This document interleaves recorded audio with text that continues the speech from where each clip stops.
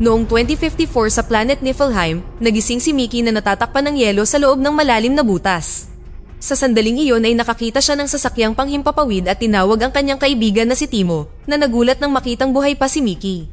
Gayunpaman, nang lumabas si Timo, kinuha lang niya ang flamethrower ni Mickey at sinabing hindi rin sulit na iligtas si Mickey dahil mamamatay din siya sa lalong madaling panahon. Ang Mickey na ito ay isang clone, ang ika-17. Tuwing namamatay siya, nagpiprint lang ng ibang katawan ang kumpanyang pinapasukan niya. Ang kanyang mga alaala ay ina-upload sa computer bawat linggo at ini-inject sa bagong katawan kapag ito ay nakaprint, sa ganoong paraan wala siyang nakakalimutan. Ito ay naging normal na bahagi ng gawain ng Departamento ng Agham na halos hindi nila binibigyang pansin si Mickey sa panahon ng proseso. Habang nagpiprint ng Mickey 17, nahulog ang isang hose mula sa printer at naapektuhan ng proseso bago ito muling maikonekta ng scientist. Ang pag-clone ay ipinagbabawal sa Earth at pinapayagan lamang sa kalawakan na gawin sa mga taong kilala bilang expendable. Expendable si Mickey, ibig sabihin, ipinadala siya para gumawa ng mga mapanganib na bagay nang hindi inaalala ang panganib dahil makakagawa naman sila ng isa pa. Isang araw, ipinadala nila siya sa labas ng sasakyang pangkalawakan upang mag-ayos, ngunit hindi nagtagal ay napagtanto ni Mickey na nagsisinungaling sila. Maayos naman ang makina, gusto lang nilang ma-expose siya sa radiation at ibahagi ang lahat ng nararamdaman niya habang unti-unti siyang namamatay. Biglang nahulog ang isang kasangkapan at naputol ang kanyang kamay na ikinatuwa ng crew. Ang susunod na Mickey na kanilang na-print ay may 15 minuto lamang upang mabuhay kaya ang mga siyentipiko ay nag-concentrate sa pagkuha ng mga sample na tinawag ni Dr. Dorothy na espesyal. Nagsimula ito 4 na taon na ang nakalilipas sa Earth. Si Mickey ay matalik na kaibigan ni Timo na kumumbinsi sa kanya na kumuha ng pautang mula sa ilang misteryosong mga tao upang magbukas ng tindahan. Hindi naging maganda ang takbo ng negosyo at hindi nagtagal ay hinahabol ng mga mapanganib na lalaki ang dalawa para maningil ng bayad. Sinubukan ni Timo at Mickey na tumakas ngunit ang mga lalaki ay naghagis ng mga espesyal na granada na tumusok sa kanila hanggang sa sila ay mawalan ng malay. Nang magising sila ay nakilala nila ang boss ng mafia na si Darius na nasisiyahang putulin ang katawan ng kanyang mga biktima gamit ang chainsaw. Naunawaan ng magkaibigan na kapag hindi sila nakakuha ng pera, sila ay mamamatay din. Iyon ang dahilan kaya nagpasya silang umalis sa Earth. Nag-apply si Mickey sa ekspedisyon ng kolonya, gayunpaman mayroong milyon-milyong tao na nag-a-apply din. Ang ekspedisyon ay pinangungunahan ng dating kongresista na si Kenneth na natalo sa huling 2 halalan. Marami siyang panatikong taga-suporta na handang gawin ng anumang bagay para sa kanya at iyon ay nagbigay sa kanya ng malaking sponsorship mula sa isang partikular na relihiyosong korporasyon. Naging madali para kay Timo na makakuha ng pwesto sa ekspedisyon dahil kahit papaano ay nakakuha siya ng learner's permit bilang piloto. Walang anumang kwalifikasyon si Mickey kaya pinili niya ang expendable sa aplikasyon nang hindi binabasa kung tungkol saan ito. Isang kinatawan ng kumpanya ang nagbigay kay Mickey ng paglilibot habang sinasabi sa kanya ang tungkol sa mga expendable. Kinukuha ng printer ang lahat ng organikong basura mula sa spaceship tulad ng mga natirang pagkain, dumi ng tao, at maging ang mga bangkay upang i-print ang mga bagong clone. Gayunpaman, masyadong nagagambala si Mickey sa kanyang kaakit-akit na amoy kaya halos hindi niya narinig ang isang salita na sinabi nito. Inalis ng babae ang pimple sa kanyang noo para wala ito sa bawat kopya bago ipadala si Mickey sa makina para sa unang pag-scan. Pagkatapos ay ginawa niya ang backup ng kanyang mga alaala na nakaimbak sa isang laryo. Tinurukan siya ng espesyal na solusyon na nagpasigla sa kanyang mga lumang alaala na naging dahilan upang maalala ni Mickey ang pagkamatay ng kanyang ina. Sa kanilang pagsakay sa kotse, pinindot ng maliit na Mickey ang isang pulang button at bumangga ang sasakyan. Ang pagbabalik tanaw sa alaalang ito ay naging sanhi ng kanyang pagkasira. Binigyan siya ng baril ng babae at inutusan na wakasan ang sarili bilang patunay ng kanyang pananampalataya sa sistema dahil kailangan niyang masanay sa kamatayan. Hindi nangahas si Mickey na gawin ito kaya pinindot niya ang gatilyo, ngunit walang nangyari. Pagkatapos ay lumipad ang spaceship at kinailangan ni Mickey na masanay sa bagong buhay kasama ang mga tripulante. Masama ang lasa ng pagkain at ang lahat ay mahigpit na nirarasyon. Kapag sinubukan nilang kumuha ng higit pa, tutunog ang alarma kaya kailangan nila itong bitawan. Sa unang lunch break ng crew, nagpakita si Kenneth kasama ang kanyang asawang si Ilfa at mga assistant na ipinadala ng simbahan. Malinaw na hindi ganoon katalino si Kenneth at ginagamit siya ni Ilfa at ng simbahan bilang puppet para sa kanilang kapakinabangan. Karamihan sa mga tripulante ay malaking tagahanga at labis na nasasabik na makita siya, ngunit ang ilang mga tao ay nanatiling kalmado. Iyon ay nang makita ni Mickey ang ahente ng seguridad na si Nasha at agad na nahulog sa kanya. Niyaya siya ni Nasha sa table niya kaya sinamahan siya ni Mickey. Ibinahagi niya ang kanyang pagkain at agad silang naging magkaibigan. Kasabay nito, gumawa ng malaking talumpati si Kenneth tungkol sa kanilang misyon na makarating sa ibang planeta upang simulan ang kanilang sariling lipunan. Dahil limitado ang rasyon hanggang sa maitatag ang naturang kolonya, ayaw ni Kenneth na mag-aksaya sila ng mas maraming enerhiya kaysa kinakailangan kaya ipinagbawal niya ang lahat ng anumang pakikipagtalik. Hindi ito tinanggap ng mga tao, kaya tiniyak niya sa kanila na kapag nakarating na sila sa isang planeta, maglulunsad siya ng isang kampanyang panghikayat sa pakikipagtalik. Nakita siya ng kanyang mga tagahanga bilang isang bayani, ngunit walang pakialam sina Nasha at Mickey sa panuntunang ito at nagsimulang mag-ibigan ng palihim. Sa kanilang libreng oras, nagpaplano sila ng kanilang mga posisyon at nagtatalaga ng mga numero upang muling maisagawa ang mga ito sa ibang pagkakataon. Ang mga miyembro ng crew ay palaging nagpipilit na tanungin si Mickey kung ano ang pakiramdam ng namamatay, kaya hindi siya komportable. Isang araw nagbanta si Nasha na babarilin sila para malaman nila. Nagdulot ito ng away sa cafeteria at lahat sila ay nagpalipas ng gabi sa hawla bilang parusa. Binawasan din ng kalahati ang rasyon ng pagkain kay Mickey. Nang subukan ng mga babaeng tulad ni Kai at Jennifer na umupo malapit kay Mickey para kaibiganin siya, mabilis na sumingit si Nasha para ipaalala sa kanila na taken na siya. Sa kalaunan, nakarating ang spaceship sa Niflheim at pinalabas ng mga siyentipiko si Mickey nang walang helmet upang tipunin ang lahat ng virus sa lugar. Agad na nakaramdam ng sakit at namatay si Mickey, ngunit ang kanyang eksperimento ay inulit ng ilang beses upang subukang makahanap ng isang bakuna. Isang beses ay buhay pa si Mickey sa loob ng body bag at napansin ng mga siyentipiko, ngunit itinapon pa rin nila siya sa cycler. Salamat sa Mickey 12 hanggang 16, nadiskubre ang isang bakuna at maaaring bisitahin ng mga tao ang planeta nang hindi nangangailangan ng maskara. Ipinadala si Mickey kasama ang unang pangkat ng pagsasaliksik at pumasok sila sa loob ng nagyayelong kuweba. Napansin ni Kai ang isang butas sa dingding at may nakita siyang parang uod na nilalang. Sinubukan ng isa sa kanila na tumalon sa kanya at nang magsimula siyang tumakbo, hinawakan ng maliit na alien ang kanyang binti. Isang miyembro ng koponan ang nagpaputok at natakot ang lahat ng mga alien. Pagkatapos ay nagsimulang lumabas ang grupo ngunit natigilan si Jennifer nang marinig niya ang isang nilalang sa itaas niya. Pinaputukan niya ito at nabasag ang yelo, nagumuho at dumurog sa kanya hanggang sa mamatay. Nang maglaon sa spaceship, sinigawan ni Kenneth si Mickey dahil hindi siya namatay sa halip na si Jennifer dahil ginawa siya para doon. Nakita rin niya ang footage ng mga nilalang at pinangalanan silang Creepers. Muling hinati ang rasyon ni Mickey at nadoble ang kanyang oras ng trabaho. Pinapunta nila siya para kumuha ng mga sample ng Creeper at dumaan si Timo para ihulog ang pagkain niya. Isang hapon, natapakan ni Mickey ang ilang manipis na yelo na nabasag at naging dahilan para mahulog siya sa butas. Pagkaalis ni Timo, isang malaking creeper ang nakahanap kay Mickey at sinimulang hilahin siya palayo. Hindi nagtagal ay pinalibutan siya ng lahat ng mga sanggol at nilalaro ang kanyang mga daliri. Kinaladkad siya ng inang creeper palabas ng butas at gumawa ng ilang ingay sa kanya na inulit ni Mickey. Tinitigan niya ang mga nilalang at napagpasyahan na ang mga clone ay kinasusuklaman na kahit na ang mga alien ay hindi siya gustong kainin. Pagkatapos ay nakita ni Mickey ang isang truck ng kumpanya na dumaan. Sinubukan niyang sumigaw para humingi ng tulong ngunit hindi siya narinig ng mga ito, kaya tumakbo si Mickey hanggang sa makaakyat siya sa tuktok ng sasakyan. Pagbalik niya sa spaceship, pumunta si Mickey sa kanyang silid at humiga sa kanyang kama at natuklasan na ang Mickey 18 ay naiprint na at naroon din. Nagulat ang 17 dahil ilegal ang pagdodoble at binato siya ni 18 para patumbahin siya.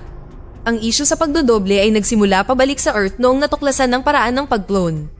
Ang komite ng etika ay nag-aalala tungkol sa pang-aabuso ng pag-clone, lalo na dahil ang isang miyembro ng pangkat ng agham na nagngangalang Alan ay pinaghihinala ang isang sociopath. Tinukoy siya ng isang saksi bilang ang tao sa likod ng lahat ng pagkamatay ng mga lalaking walang tirahan sa lungsod, ngunit may perpektong alibay si Alan. Sa kalaunan, ang mga pulis ay nakakuha ng pahintulot na salakayin ang bahay ni Alan at natuklasan na lihim niyang kino-clone ng kanyang sarili upang gawin ang mga krimen at magkaroon ng alibay sa parehong oras.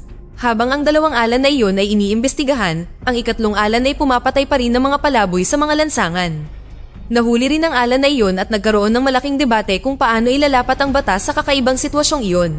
Ang simbahan ay nagsalita laban sa pagdodoble na nagsasabing ang parehong kaluluwa ay dapat magkaroon lamang ng isang katawan, gayunpaman, iniisip ng pangkat ng agham na nakakapanghinayang kung hindi magagamit ang teknolohiyang ito. Sumali si Kenneth sa debate sa pamamagitan ng pagpapaliwanag na naniniwala siyang ang mga kinopyang katawan ay isang kasalanan, ngunit magagamit nila ang mga ito para sa higit na kabutihan.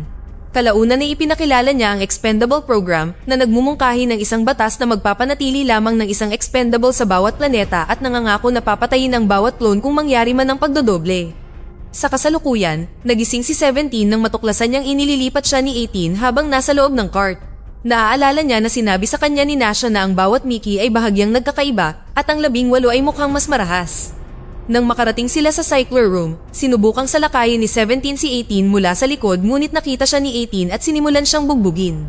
Itinulak si 17 laban sa butas ng cycler at nag-alok ng kasunduan, maaari nilang hatiin ang kanilang mga shift at magsalitan sa pagkamatay.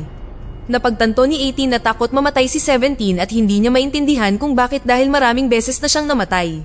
Bagamat si 17 ay nagbibigay ng makabagbag damdaming talumpati tungkol sa kanilang pagiging magkaiba, sinubukan siyang itulak ni 18 sa anumang paraan. Naputol ang sandali nang may marinig silang papalapit at parehong tumakbo ang dalawang Mickey para magtago. Ito ay si Timo, na lihim na nagbebenta ng isang recreational chemical na kilala bilang oxazofol sa ibang mga tripulante. Pagkaalis ng bumili, lumabas si 18 at sinimulang bugbugin si Timo dahil sa pagsira sa kanyang buhay gamit ang ideya sa negosyo. Itinulak niya si Timo sa cycler ngunit bago pa niya ito mapatay, hinarap siya ni 17. Pagkatapos ay sinubukan ni 17 na iligtas ang kanyang kaibigan para lamang hilahin siya ni 18 palayo. Pagkatapos magpalitan ng ilang suntok ang mga clone, kumuha si 18 ng mainit na bakal at naghanda para pumatay. Naputol muli ang sandali nang pumasok si Nasha at ang pinuno ng security team na si Zeke sa silid.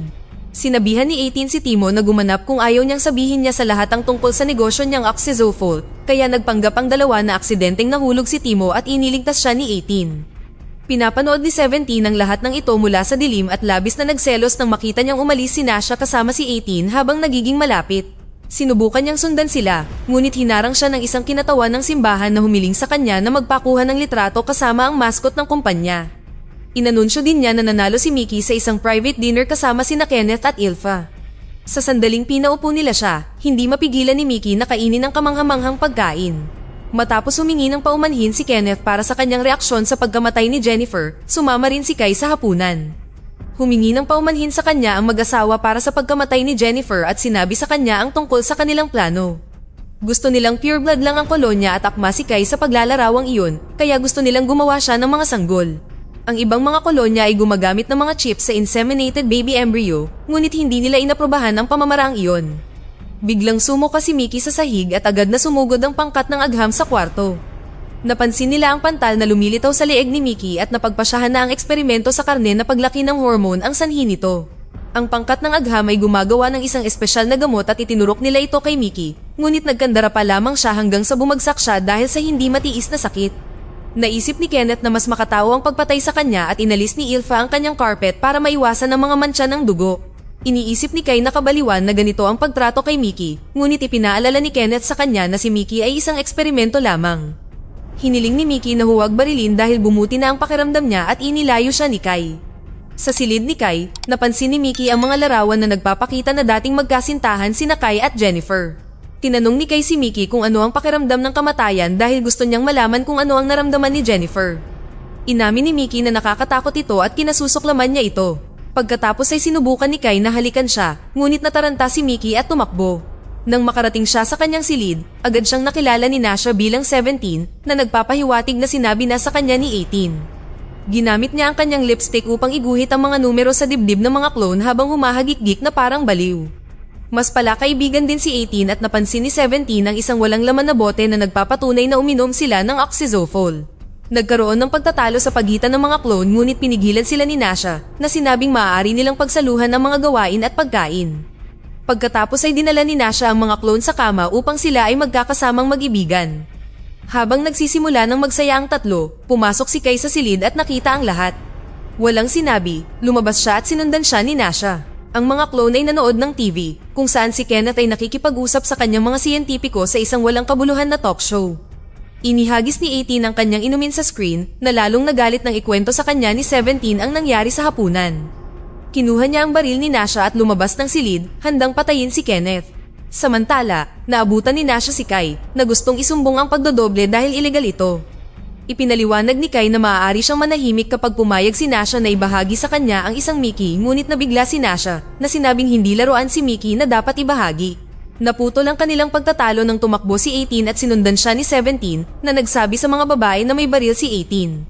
Sa cafeteria, pinuputol ng laser machine ng isang malaking bato sa kalahati upang ipakita ang itim na brilyante sa loob. Nagtatago si 18 sa karamihan at naghahanda na bumaril para lang salakayin ng isang tagahanga ni Kenneth. Sa parehong oras, lumabas ang isang creeper mula sa bato at lahat ay nataranta.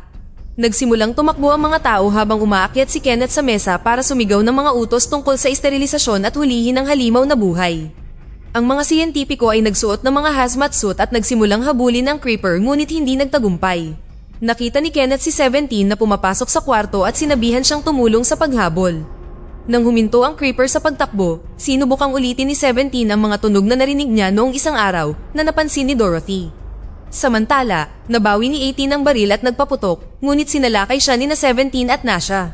Dumaplis ang bala sa pisngi ni Kenneth at gumawa ng butas sa brilyante.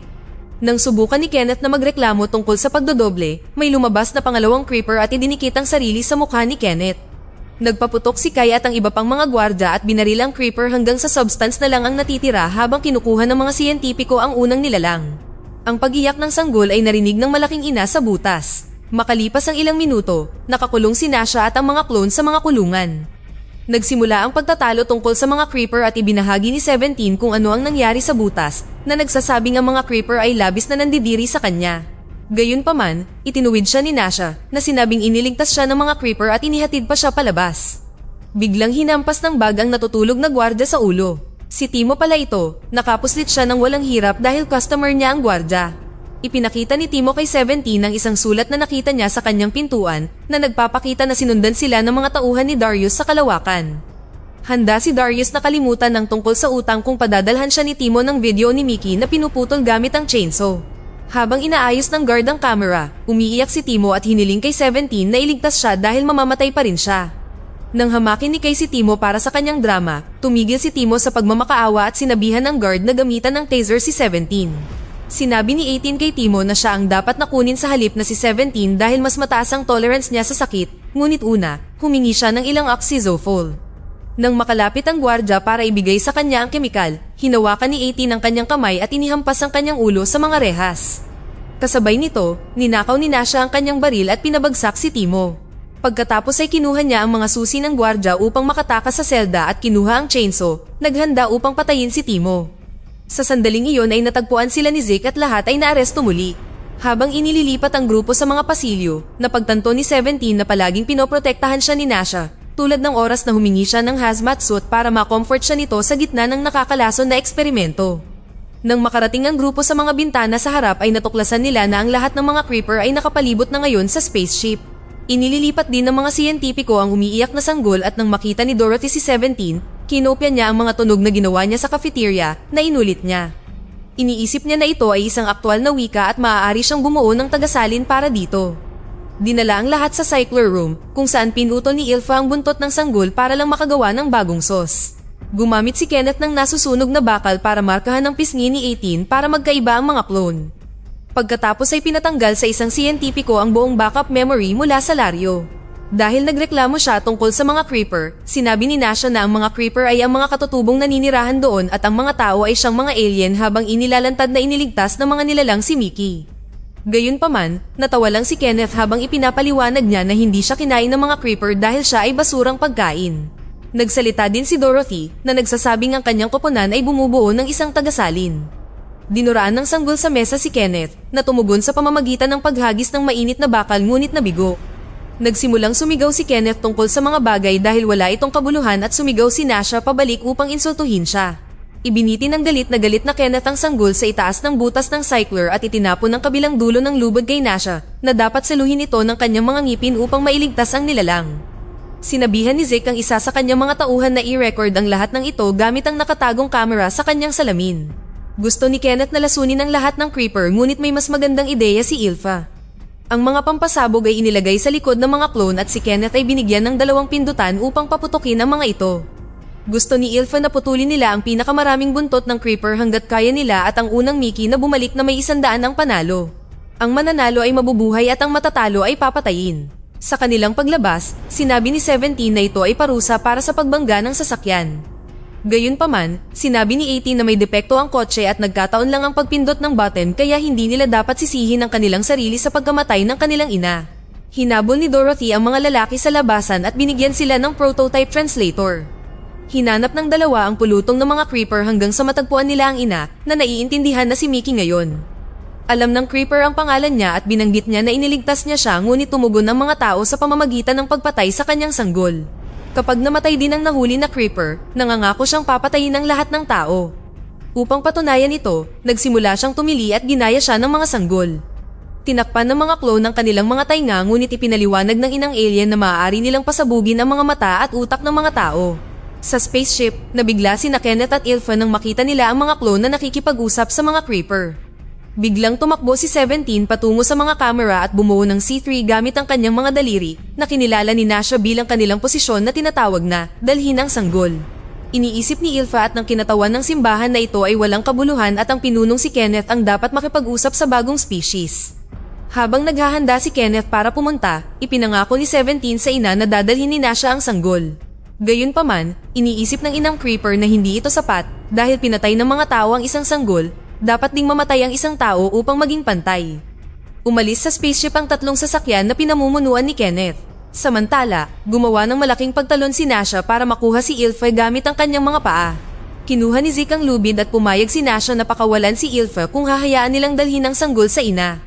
Nang ibibigay na ni Zeke ang lubid pabalik ay hiniwan ni Ilfa ang pulso niya at nabitawan niya ito, ngunit nasalo ito ni Nasha sa tamang oras.